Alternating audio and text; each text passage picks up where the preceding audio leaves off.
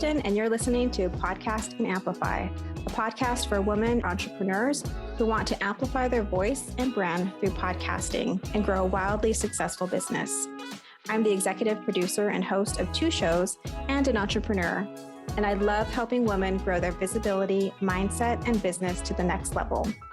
Each week, I share tips on how to launch and leverage your podcast, and I'm bringing on the very best business leaders to give you advice on how to build your business empire. Let's amplify your voice and business.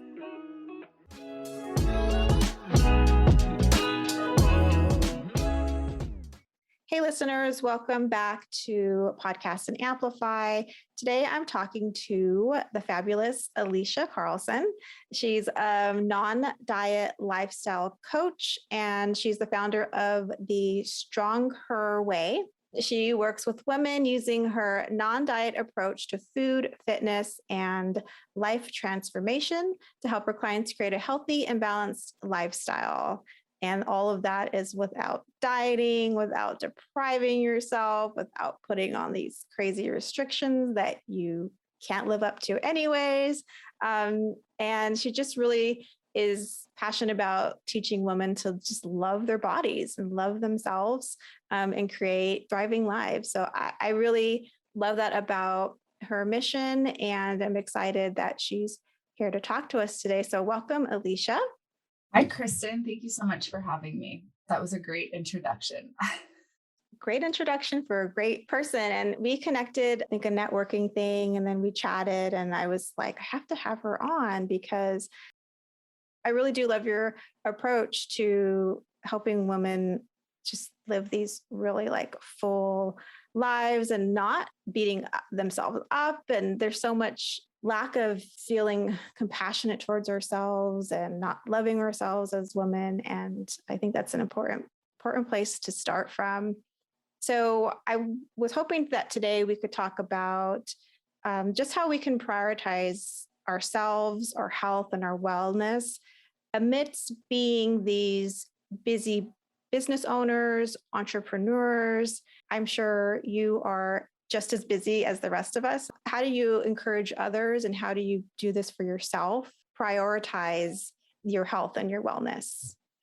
Yeah, it's actually so funny that we are talking about this because I feel like just with school getting ready to start and just kind of coming into a different season of life for myself personally, I had to kind of take an audit of my life again and just kind of, where things are at, how I'm spending my time, are things feeling kind of balanced or imbalanced in certain places? And so this is like such a timely conversation for myself, but also if you're listening, I think around the recording, then you might be able to relate to this as well as we're getting ready to start another school year. So I think first and foremost, when it comes to creating kind of a healthy, balanced lifestyle, one of the things I like to caveat the whole balance thing, or like the work-life balance thing with, is that when I'm talking about balance, I'm not advocating that you're spending like equal time or energy in every different bucket of your life. Like that, I don't feel like is realistic. And I think that sometimes is where people feel like work-life balance is unattainable, because it's like, how can I spend that much time like working out, or, when I'm trying to do like all of these other things as well. So I think first and foremost, like, let's just kind of debunk that myth that, balance isn't necessarily making sure that every single bucket has equal amount of time or energy. And more, it's kind of like assessing for yourself the different buckets of your life that you want to assess and evaluate, and then kind of figuring out what each of those buckets needs in order for it to feel like it's thriving and it's flourishing for you in that specific season. So for example, one of the activities that I was just doing on myself and that I have my clients do quite a bit is like a basic life wheel. And I'm looking at mine right now. And so you could put as many different spokes or as many different buckets as you want, but essentially I like to go through each of the primary areas of my life, like my fitness, my friends, my fun, my family, my field, my faith or spirituality, and finances. And then I'm looking at my wheel, and then I had like one extra spoke on this wheel. And so I just put sex and marriage because I think that's different than family. And then what I like to do is I kind of like to go through and it's like assess each of those different areas on a 1 to 10. So 1 is like, it's not really thriving. It feels completely neglected, like it's just not going well at all. Whereas a 10, it feels like, no, this area of my life feels pretty solid. Like I don't feel like I need to add or tweak anything. And then from there, I like to get really specific. So after kind of assessing each of those areas, I like to look at, okay, what's going well and I do it for each area, what's going well in this particular area, and be super specific, like really list out what is going good for you. Like, why does it feel balanced? Why does it feel fulfilling? Why does it feel like it's thriving, and all of those kinds of things? And then ask yourself, like, what's not going so well here? Like, what feels like it's maybe out of balance? What feels like it needs a little bit of tweaking and things like that? And again, you want to be super specific, because then that's going to really point you to some specific action items that you can take. And then, I think in terms of like the priority, you just kind of have to figure out for yourself, like what are the most important areas that maybe aren't really thriving or flourishing right now that you want to invest in. And I think that it really can be super helpful if you're very clear on your own core values and the things that you really hold dear, because then you can look at, am I making decisions about how I'm spending my time or my energy in a way that supports and aligns with my core values and ultimately those priorities, or not. So being super solid on your core values and just having a clear idea of what's the most important to you, I think will really help you. It really helps you kind of figure out what is out of balance. And so it's like when things are feeling imbalanced, or when things are feeling like they're kind of cattywampus, then that is really an indicator that the way that we are spending our time, the way that we are spending our energy isn't necessarily in alignment with our values and ultimately our priorities. So I think that's such a great tool for people. I feel like there might be resistance when it comes to, and you'll have to tell me whether you felt this or not. Say it's a mom who's super busy, she's working, she has little ones, and feels like, I don't even have the space to sit down and think about these things. What do you say to someone like that? Because I feel like I've heard this before. I've literally heard, I don't have the space to think about it. And I really want your answer to this question, because I just see it as so important and so like vital to creating that balance, which also I appreciated how you kind of debunked that myth around it's got to be like 30 and 30 and 30, that it's not going to be this equal parts to every part of your life. It's going to be parts that are equal to what you value and what's important to you. But how would you suggest that someone who feels so overwhelmed and out of balance to like carve out that time to like look at these areas of their life? Well, I mean, this is like definitely the tough love kind of coach response to that. But it's like, if you feel like you don't have the time to sit down and do this, that's the exact reason that you need to sit down and do this. And I say that with all the love in my heart, but the reality is that nothing is going to change unless you actually stop and are intentional about making some changes. And I think sometimes it's easier to just stay in this like overwhelmed, sort of like burned out sense, burning the candle at both ends, because it's what you're used to, and you're kind of used to just reacting to all the fires that are coming up, rather than sitting down, being super intentional, and really like planning, like actually taking the wheel and sitting down, planning, carving out that time.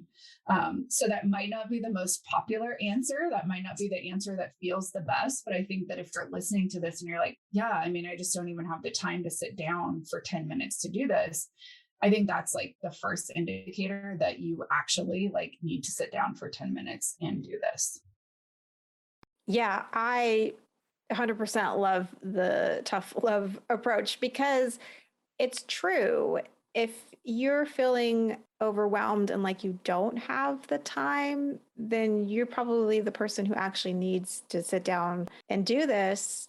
And you're right, nothing's going to change unless you are intentional about how you spend your time. And I think a lot of where that overwhelmed feeling comes from is when we feel like our life is controlling us instead of we're controlling what goes on in our life. And I think that what you talked about is a great way to take control of your life, right? Take ownership of it and like set those boundaries of this is how my life is going to look. These are the things that I'm going to prioritize doing. And it really just takes doing it, right? I read Shonda Rhimes' book, The Year of Yes. I don't know if you've read it, but she had a really interesting way she defined, her balance was that usually what would look like for her was if she was kind of killing it at work, she was not so much killing it at home, or if she was kind of like really like the great mom, she wasn't always like the showing up the best at her work kind of thing. But she was okay with that. She kind of presented it as like, you can't be all things in all places. There's going to be some give and some take, and giving yourself the permission to like, yeah, maybe I'm only going to show up 20%, or maybe I'm going to show up 40% here.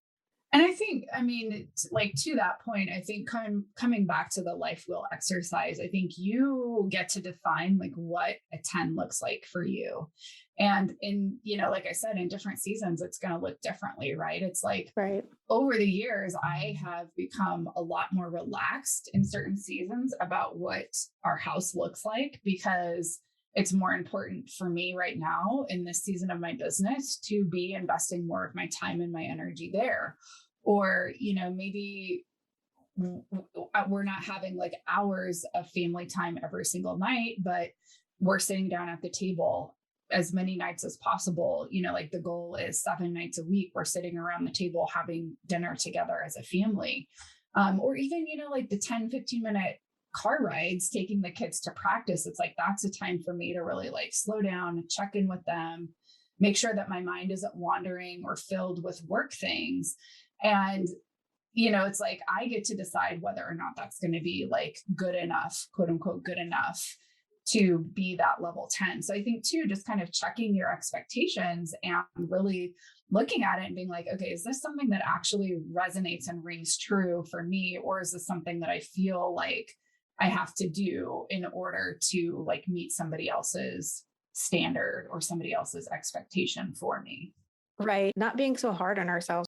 Can you talk a little bit about how our emotions factor into how we take care of ourselves and whether or not we stick to those goals? That's been kind of an interesting area of study for myself over the past few years, is just how much we are led by our emotions. So with my clients, I have kind of this tool that I like to use that really just helps kind of illuminate what's happening in their minds, with the beliefs and things like that. But understanding that we generate our emotions essentially based on what we're thinking about a certain situation or a certain circumstance. And based on that emotion or that feeling, that is what really drives us to take action or not. Right. And it's kind of like, I think we're always taking action, even if we're like not actively doing something, right? It's like you're either actively moving yourself toward your goal or you're actively moving yourself kind of away from your goal.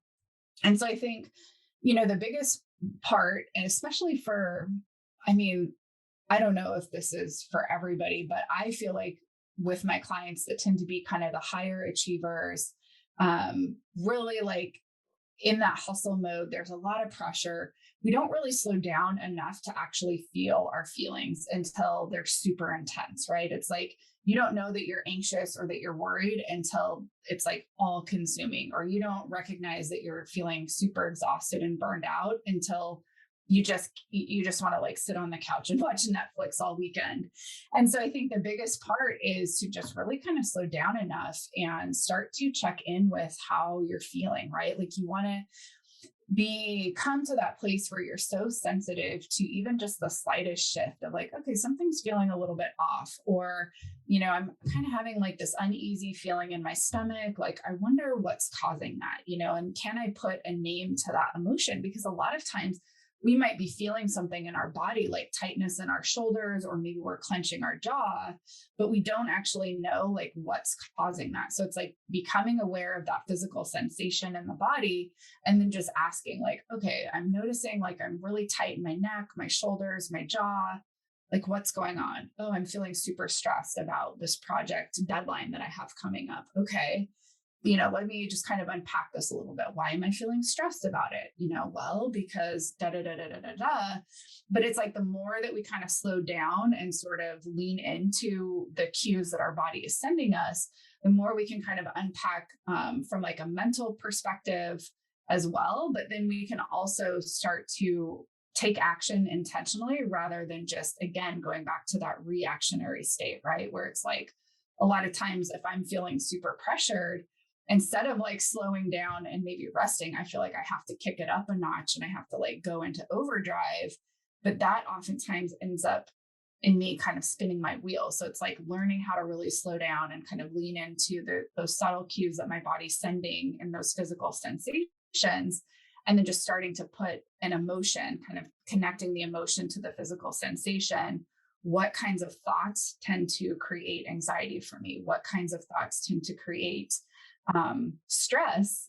For me, it tends to be like this overwhelming thought of I'm running out of time. Like, and it could be any, whether I'm running from one meeting to the next or on a goal, it's kind of is this underlying thought of like, there's not enough time, leads this sort of panicky feeling. So it's like the more that we can kind of start to connect the dots or like put those little puzzle pieces together, the more I can call that out and I can be like, oh, I'm thinking that I'm running out of time. The truth is, like, I always have just enough time to get what I need done. Hey Explorers, we'll get back to the show in just a moment, but I wanted to take just a few seconds to invite you to the free workshop that I created. It's called The 3 Secrets to Starting Your Successful Podcast. Now, it's all about helping you to start your dream podcast so that you can share your voice and expand your business. If you want to join, just go to explorerandyou.com. It's totally free. All right, friend, back to the show.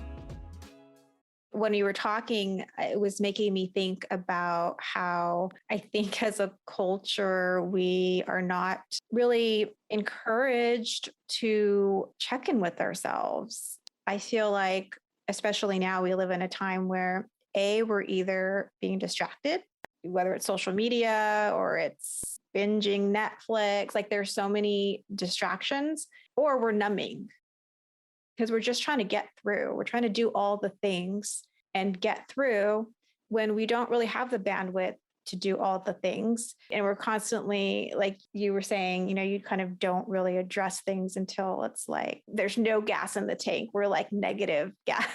Yeah, things are on the side of the road. Yeah, the engine's smoking, right? And then that is the moment when I think we feel okay to check in with ourselves.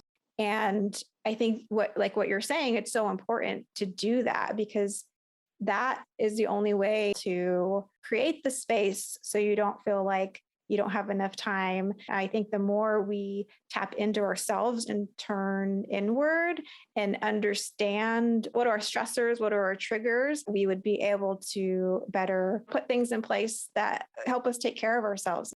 And I think, like going back to that where you said the distracting and the numbing, I think the distractions kind of serve as a numbing. And so it's like there's this term that one of my coaches and mentors uses called buffering. And so it's like we buffer or numb, right? Anytime that we are experiencing an emotion that we don't want to feel. And I think that this is partly where kind of positive psychology or like where the whole movement has become a little bit toxic in the thinking that we should feel good all the time. When the reality is that we have this wide spectrum of emotions. And sometimes in life, like it's, we want to feel upset or we want to feel angry or we don't necessarily want to feel good all the time. And so I think it's just like learning. I think one of the biggest things that I feel like I teach my clients is to just learn how to feel the uncomfortable emotion without the buffering, without the numbing or the checking out or distracting yourself so that you don't have to feel it. Because eventually, at some point, you're going to end up having to feel it. And the more that we try to resist it or avoid it or kind of push it away, the louder that it comes until we finally pay attention. And that's, that was that analogy of like being, stranded on the side of the road, out of gas, the engine is smoking.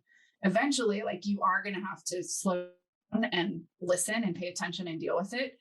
And opportunities will just keep coming until you do. So I think the better that you can get at sitting in the uncomfortable emotions and not reacting, not eating, not drinking, not turning to your phone or work or whatever, the better you will get at just letting those emotions kind of ride through the body. And then you can continue to take the intentional action that you want to take in spite of not feeling maybe your greatest all the time.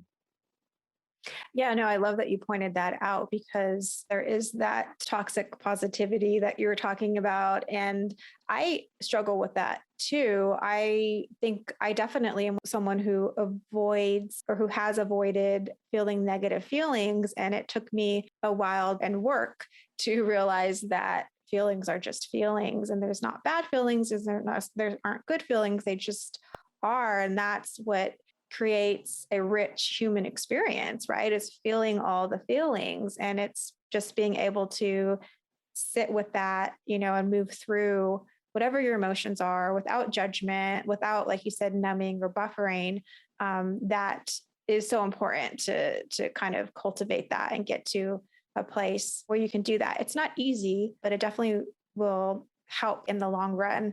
So I wanted to also talk to you about changing your food and fitness habits. I know you are definitely focused on like fitness and having a non-diet approach to food.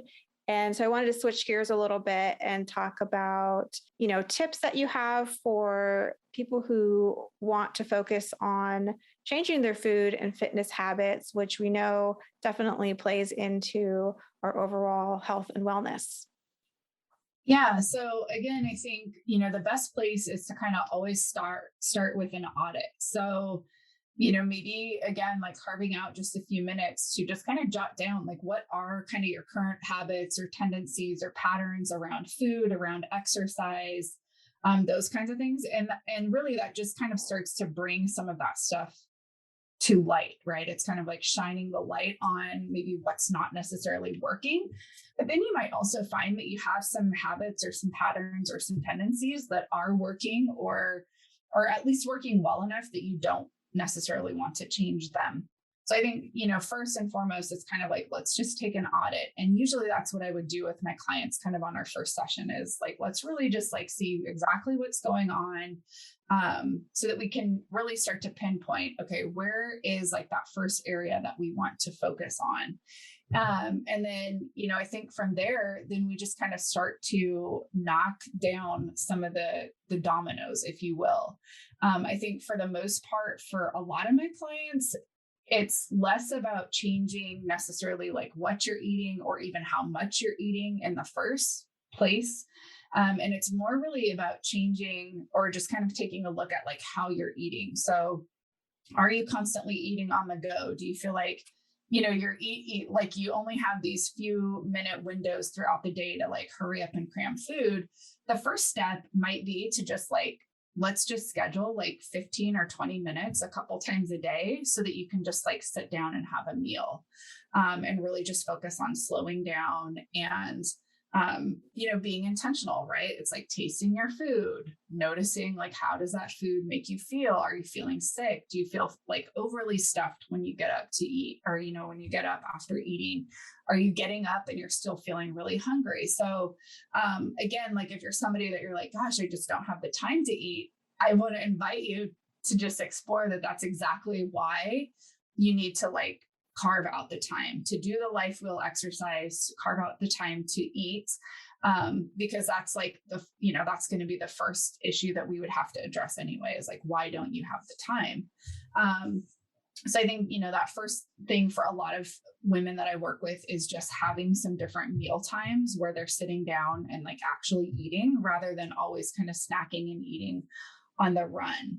And then I think, in terms of the fitness aspect, again, just kind of depending on where you're starting from, if you feel like your schedule is way swamped and super busy, then I think it's more important to kind of develop that habit of consistency rather than perfection, right? So look at your schedule and realistically decide for yourself, like in this season, what could you commit to, right? And you always want to think like we want to pick like that lowest hanging fruit. So the thing that feels the easiest, but then you want to kind of push yourself a little bit too. So I think there's this like fine dance of like, yes, let's pick the thing that feels the easiest, but then also a little bit of discomfort there. So it might be 3 times a week for 15 minutes. And maybe that's really what you feel like you can do that is kind of pushing you a little bit. So yeah, I think just kind of slowing down initially, really carving out some meal times for yourself throughout the day,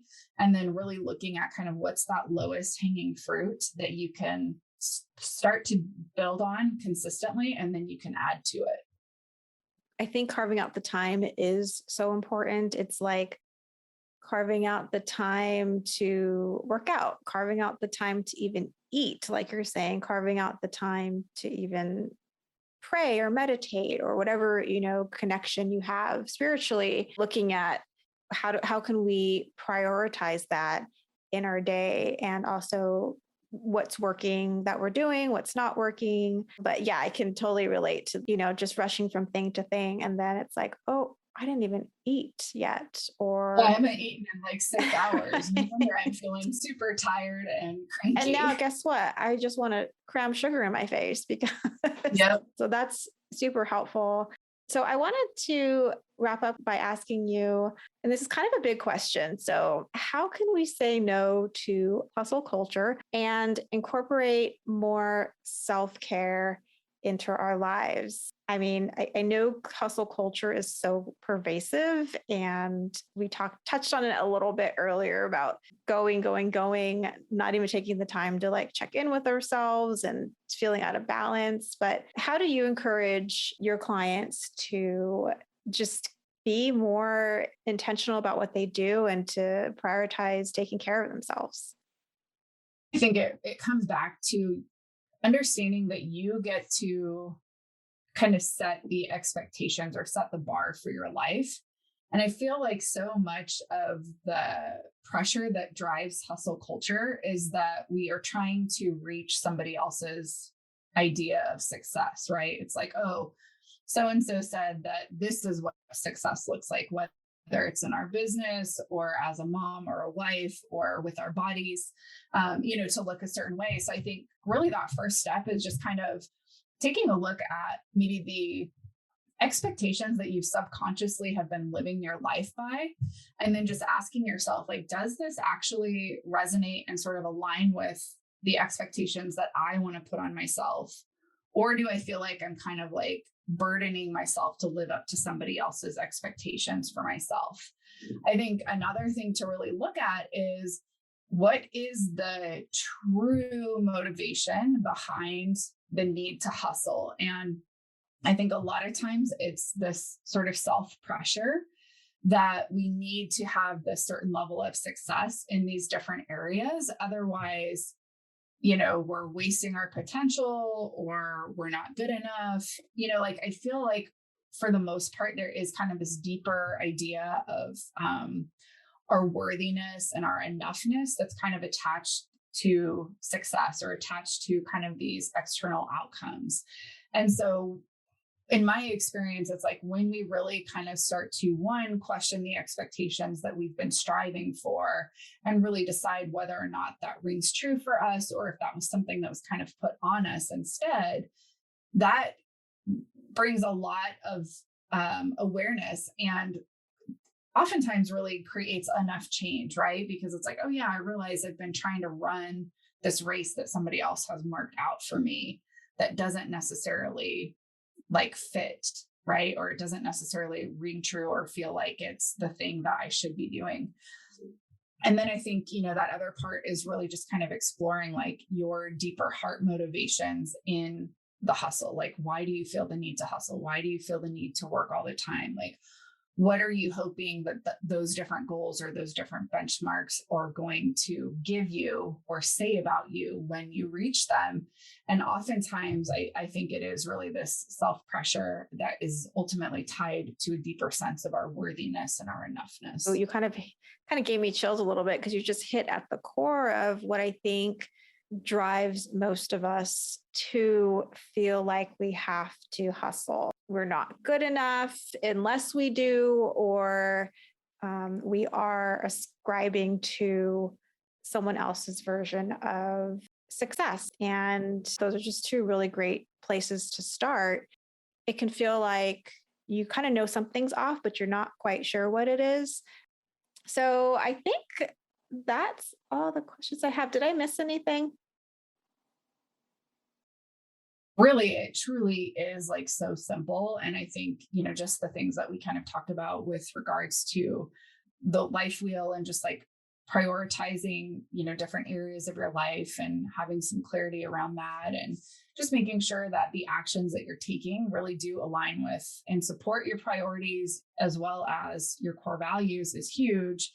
And then I think, that the whole like examining the expectations and sort of like what's the underlying drive for the hustle is huge. And you might be surprised just the amount of relief that you get when you just kind of give yourself a few minutes to just kind of pause. And like you said, just start to kind of question these things a little bit for yourself. Yeah, definitely. Well, Alisha, thank you so much for being on the show. You've been a wonderful guest and have dropped a lot of really helpful knowledge and wisdom. Where can people find out more about you? Yeah, so I have my own podcast, The Strong Her Way, and that is available on all major platforms. So I think if you're just interested in what I had to say here and you just want to hear a little bit more about my approach or kind of what I'm doing in my corner of the world, that would be a great place to go a little bit deeper. Otherwise, I am pretty active on both Instagram and Facebook. So you can find me at Alisha Carlson _ on both of those platforms. Perfect. And yes, I am a listener of her podcast and I can personally recommend it. I just got into like one episode and then I love binging podcasts. So this is one that I definitely did that with quite a few episodes. So again, thank you for being on the show. Thanks so much for having me. It was my pleasure. If you loved today's episode, please subscribe so you don't miss a show. And rating and reviewing this podcast is the best way to help support us. Always remember, your voice and what you have to offer is needed in the world. Until next week, take care.